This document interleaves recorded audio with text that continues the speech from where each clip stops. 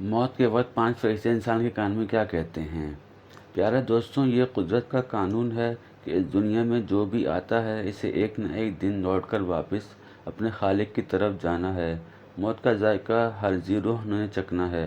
فرمان مصطفیٰ صلی اللہ علیہ وسلم ہے، جب آدمی پر نزع کا وقت طاری ہوتا ہے، مطلب موت قریب ہوتی ہے، تو اللہ عز و جل اس بندے کی جانب 5 فرشتے بھیجتا ہے۔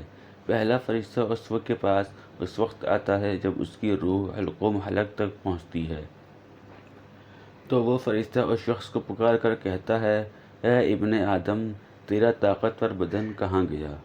آج یہ کتنا کمزور ہے۔ تیری فصیح زبان کہاں گئی؟ آج یہ کتنی خاموش ہے۔ تیرے گھر والے اور عزیز و اقربا کہاں گئے؟ تجھے اس نے تنہا کر دیا۔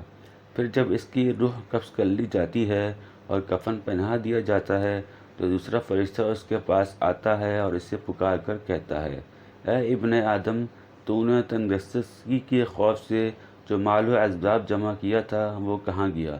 تو نے تباہی و بربادی سے بچنے کے لیے جو گھر بنائے تھے وہ کہاں گئے؟ تو نے تنہائی سے بچنے کے لیے جو انس تیار کیا تھا وہ کہاں گیا؟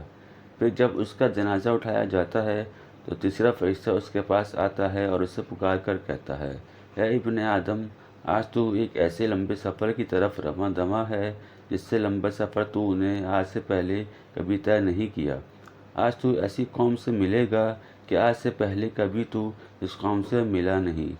آج تجھے ایسے تنگ مکان میں داخل کیا جائے گا کہ آج سے پہلے کبھی ایسی جگہ میں داخل نہ ہوا تھا۔ اگر تو اللہ عز و جل کی رضا پانے میں کامیاب ہو گیا تو یہ تیری خوش بختی ہے، اور اگر اللہ عز و جل تجھ سے ناراض ہوا تو یہ تیری بدبختی ہے۔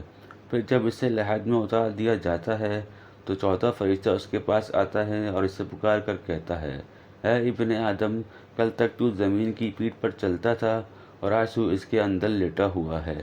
کل تک تو اس کی پیٹھ پر ہنستا تھا اور آج تو اس کے اندر رو رہا ہے۔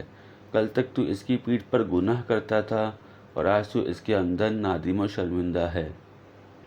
پھر جب اس کی قبر پر مٹی ڈال دی جاتی ہے اور اس کے اہل و عیال، دوست و احباب اسے چھوڑ کر چلے جاتے ہیں تو پانچواں فرشتہ اس کے پاس آتا ہے اور اسے پکار کر کہتا ہے، اے ابن آدم، وہ لوگ تجھے دفن کر کے چلے گئے، اگر وہ تیرے پاس ٹھہر بھی جاتے تو تجھے کوئی فائدہ نہ پہنچا سکتے۔ تو نے مال جمع کیا اور غیروں کے لیے اسے چھوڑ دیا۔ آج یا تو تجھے جنت کے عالی باغات کی طرف پھیرا جائے گا یا بھڑکنے والی آگ میں داخل کیا جائے گا۔ میرے دوستوں، یہ زندگی بڑی مختصر ہے۔